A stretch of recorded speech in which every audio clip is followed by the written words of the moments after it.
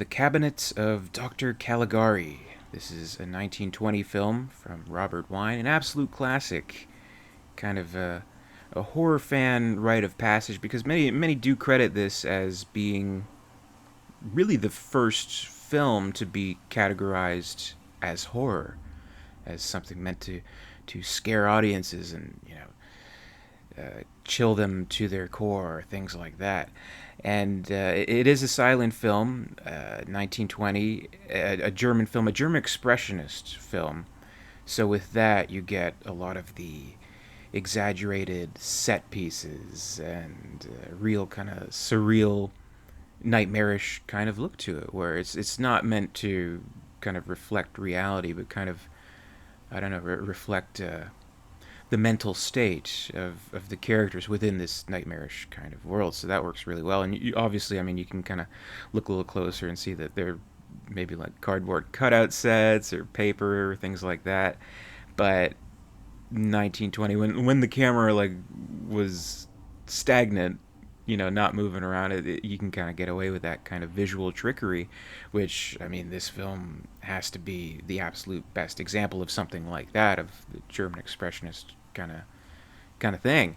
Um, while I had seen the movie a few times before, this month actually I had the opportunity to catch it on the big screen, see it at the theater with a live score played for the film, and that was really cool and really cool. Like it was almost a full house. So it was very nice to see that. It looks like the lure of The Good Doctor still can bring in audiences to this day, and still hopefully scare people. So that was great. Basic plot of the movie: we have this sort of like the main character Francis. He's recalling the story of meeting this doctor, and how basically the Doctor Caligari, he travels from town to town when they have fairs, and in this particular town is having their fair, their festival, whatever you want to call it, and his attraction is some nambulist, sleepwalker, I guess, named Caesar, the the tall, spooky-looking fella. That's the most memorable kind of visual of this movie, I guess you could argue, and probably the scariest thing about it. Um, the attraction is he's forever asleep. I think he's been asleep for 23 years, but when he awakens him for the audience, he has the ability to see the past, see the future, read fortunes, things like that, and it certainly affects some people. And basically, what starts happening is within this small town, there are murders happening, and we begin to suspect, and of course the main character and the police force, they begin to suspect that it might have something to do with this Dr. Caligari and his sleepwalker, and it's about piecing that all together. That's the general plot of the movie. I mean, of course, it's a very influential film, where, I mean, like, some obvious examples, like David Bowie and his Ziggy Stardust persona was very much inspired by the Caesar character. Even if you like watch uh, Rob Zombie's video, the Living Dead Girl music video, it's like almost like shot for shot Cabinet of Dr. Caligari, stuff like that. And like a lot of modern movies really take examples from this and storytelling techniques from this movie to this day.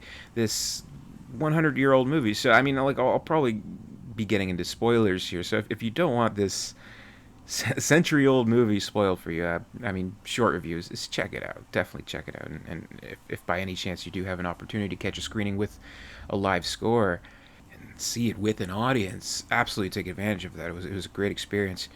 But I mean, what it has inspired a lot, like within horror genre and thriller and things like that, is the display of the mental state of madness and how a story establishes that. Because really, this is kind of, I mean, for a silent film for 1920, it's really ambitious plot wise and very layered plot wise, and quite complex, where we do have kind of like a story within a story, and then a big twist, and where with the Caligari character, everyone's trying to figure it out.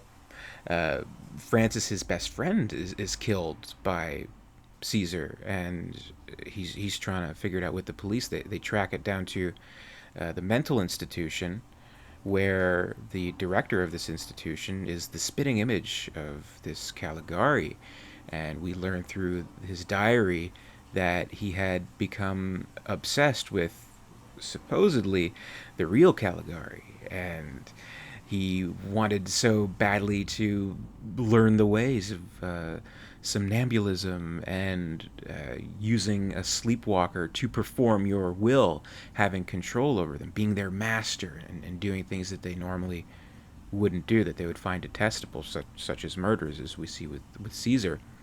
And so he kind of steals his identity in a way, but we wonder, how can this really be? So I mean, the big twist of the movie is that the character Francis, the man he's speaking to, is actually just another patient within the institution, and this whole thing has kind of been within his mind. But is it really, or is it actually the insidious work of Dr. Caligari? Because there is kind of there's this final shot in the film before they iris out, where everyone within the story of the film appears in the end as patients, where you think, okay, he's just used those as examples within his mind to play out this deranged fantasy of his, and they take him away at the end, and Caligari, he's like, ah, yes, okay, I understand illusion now, I can help him. But then he kind of like gives this little look to like suggest that maybe this has all been uh, his doing, kind of like a supernatural twist to it.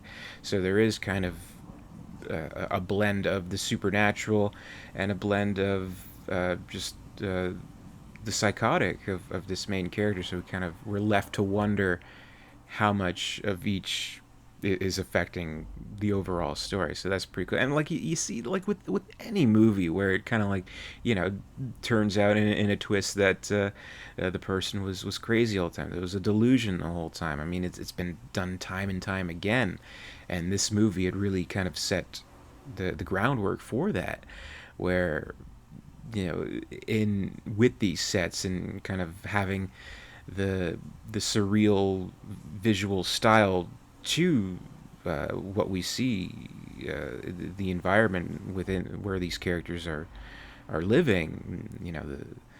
The askew doors and the flooring that's like kind of all centering into this character in a very specific kind of way. It's all really cool, and even kind of stuff like where we see when reading the diary, the madness of the institution's director, where he's seeing like he's gone totally insane. He's seeing in the sky, on the trees, on the doors, become Caligari over and over again, and kind of establishing that mental breakdown and like visual cues like that. So like all that kind of stuff, I mean, you can kind of trace back to this movie. So it is highly influential, but I mean, at the same time, it does work really well, you know, on its own. I think it still holds up well as a scary movie. Like even like, it is kind of scarier, spookier to see a movie like this, where it is, I don't know, just because it is so old, because it is silent, because the image we see feels just a little ghostlier, I guess. I don't know quite what it is, but there is something really, really creepy about silent films, and especially this one, that it does tell its story so effectively visually, right? Not just within some of the over the top stuff, but obviously the title cards, which even like in the original German, they're very kind of over the top and twisted themselves. Meanwhile, like if you're an English speaking audience member, you just kind of see the little subtitle at the bottom, which isn't too much, but still very effective in telling this story, and a spooky, scary story. Indeed, it is. And this version that I saw, like I think some versions have like just plain black and white, I guess. But this one I saw, it had kind of like the tints to it to, set certain. It's like, like a light yellow tint or a light red tint and things like that. And this version must have been at least a semi-recent restoration, because the movie looks great. It almost looks like a modern movie trying to look like an older movie like this, which is pretty cool. And of course, I really enjoyed the live musical accompaniment, which is really good. It was the band is called the Invincible SARS, who they're an Austin band, and they travel the U.S. and Canada, and they made their way up to my neck of the woods, and I was able to see that. So I mean, I can't recommend strongly enough that if they do happen to be playing in your town one of these presentations, absolutely take a look. Much like Caligari himself, kind of touring around and bringing horror to the unsuspecting audiences and things like that. So, uh, a very influential film, of course, a very admirable film in kind of being the first in the horror genre and establishing all these kinds of psychosis and supernatural and very visually scary. Just like certain images from the film just stand alone are just so eerie looking and so well done. Absolute classic. I love the movie. A rite of passage, I would say, for any kind of horror fan. If you want to kind of see where it all kind of started, kind of the first horror movie, if you want to call it that, then that's the Cabinet of Dr. Caligari. So, if you can't check out one of the performances, I'm sure you can find it pretty much anywhere. I don't think it's. I think it might be in the public domain, but you can probably easily find it pretty much anywhere. Pretty accessible, I would say. So, if you haven't seen it before, if you don't mind the spoilers that I gave you, uh, definitely check it out. Well worth it. Well worth bringing to the table to your Halloween horror viewing if you're doing a marathon like I am this month. 31 Days of Horror. Plenty more reviews to come. Stay tuned for those. Until next time, stay scared, and I'll see you later.